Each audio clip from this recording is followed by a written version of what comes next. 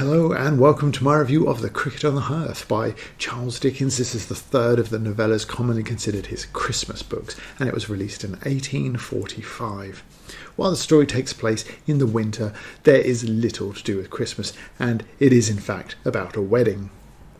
This is an improvement on the chimes, but nowhere near the level of the Christmas Carol. It is, as its predecessors are, split up into named chapters. The carol had 5 staves, the chimes had 4 quarters, well, they usually do come in 4s, and this has 3 chirps. If the depreciation continues, I expect the haunted man to come in halves. But Chirp the First begins with a kettle boiling over a fire and a cricket on the hearth, as the title promises, joining in the tune. There are some 4 pages devoted to their back and forth, and to be honest, it's a slog no matter how hard Dickens works. This just doesn't have the same sort of magic as the Carol's market scene, or the same wit as the Marley is Dead opening either. And the proliferation of exclamation marks on the end of some pretty run-of-the-mill sentences rather demonstrates that. So plain too, which is how he initially describes Mary Peerybingle, aka Dot, wife of John, and it can only be a book of the Victorian or current eras for that to be written as a compliment. And though always presented as prose, Dickens even drops into full-on verse. Here's just a couplet of 2.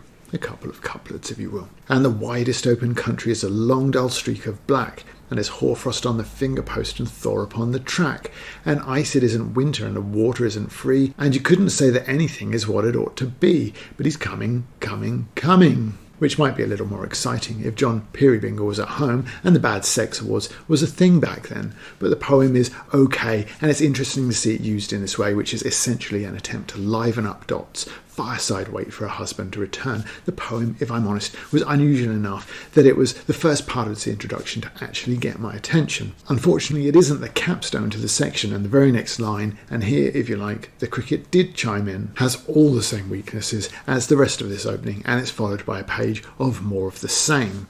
John arrives and is a typically quirky Dickens character because he's a bit slow-witted and thinks he's near things, as in ideas, but isn't. Not to quite know it, I was very near it once, but I should only have spoilt it, I dare say. So far, so not so good, and my hopes of an improvement over the chimes were dwindling fast. John is a carrier and has arrived home with a cart full of parcels for people in town and an old man who doesn't communicate much, but they put up in their home. Chief among the parcels is a wedding cake for the town's old grump and capitalist Tackleton. Tackleton is marrying Mary Fielding, who is Dot's old friend, so there is an age discrepancy there, as there is between John and Dot. Arriving to collect his parcel, Tackleton tells John he should scrunch the noisy cricket, even though they're generally considered good luck. But he wants his future wife May to renew her friendship with Dot because he thinks that seeing a happy couple with an age difference similar to their own will make May more accepting of their marriage. In the meantime, Tackleton is also rude and obnoxious to his employee Caleb. Caleb has a blind daughter and he tells her that they live in a nice place, and they don't, and when their employer treats them pretty badly, he convinces her that his snide remarks are intended as jokes. Probably not be a great surprise, but I rather like Tackleton. He is what Dickens does best, a quirky character of personality and appearance. He overshadows every other figure in this story by a mile.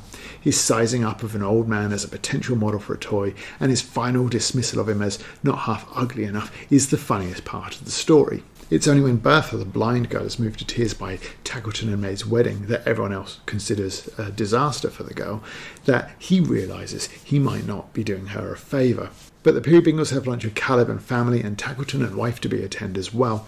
All is going well enough, allowing for Bertha's tears and Tackleton's personality, until the old grump sees Dot in the arms of another man. A younger man, because in fact the old man staying with them was a young man in disguise. Not letting Dot know what he saw, the couples all go back to their own homes, with Tackleton and May expecting to marry in the morning. A distraught John sits up all night, shuns his wife's affections, and wonders what to do. He even considers getting his gun and going to the lodger's room and sorting things out. It was an ill-timed thought, bad for the dark mood of his mind. It was an angry thought, goading him into some avenging act that should change the cheerful house into a haunted place which lonely travellers would dread to pass by at night, and where the timid would see shadows struggling and ruined windows when the moon was dim, and hear wild noises in the stormy weather.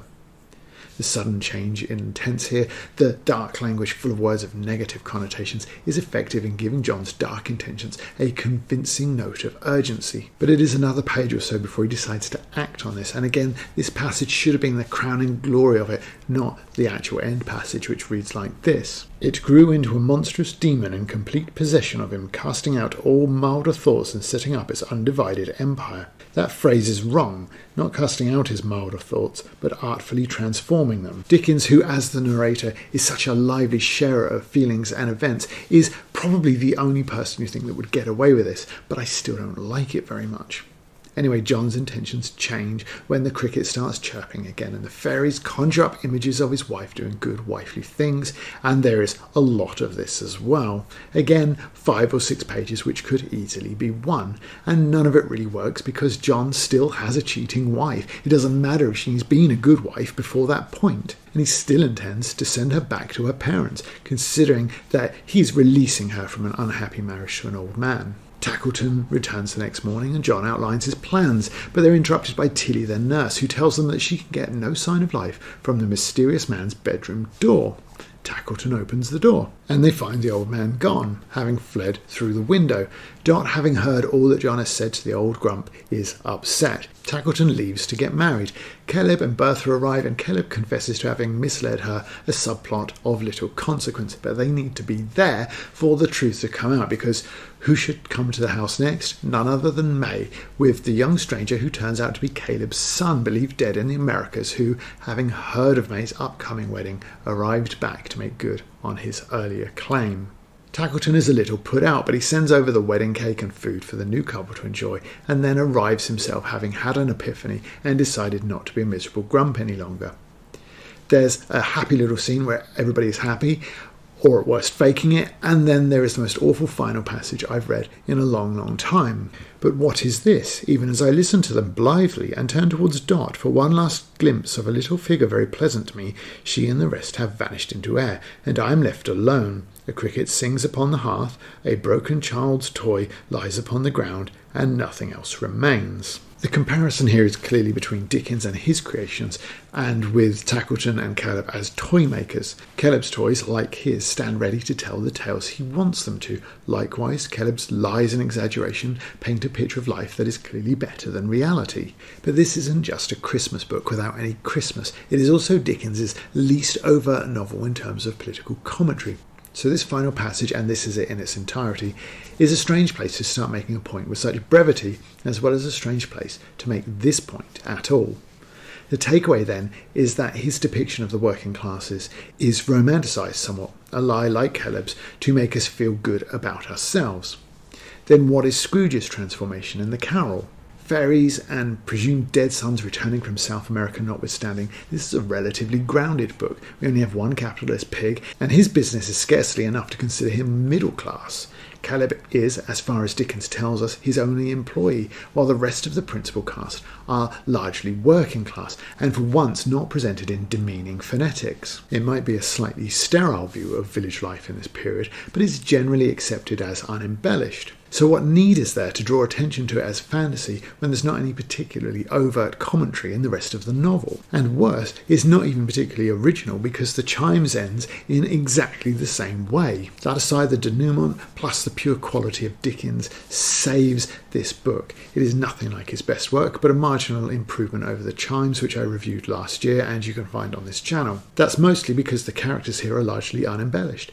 John has his almost but not quite quirk, but he also has a perfectly amiable relationship with Dot, to the point that you hope and get a satisfactory happy ending for them. Tilly is clumsy but not in the book enough to make much difference, and Caleb and Bertha's subplot is not significant enough either way. Clearly he comes closest to being the overt manifestation of Dickens's class conscious, with his mistreatment from Tackleton, but it's not in the same league as Scrooge's treatment of Bob Cratchit. Neither is the book overall. Scenes of pure fantasy, the cricket and the fairies, are both too long, strange in a book that's not 100 pages in total. While the Carol reads like pure inspiration, this reads like somebody trying to recapture that magic and failing. But the very worst of Dickens, and this is nowhere near that, is still better than almost everybody else. Thanks for watching, like and subscribe for more.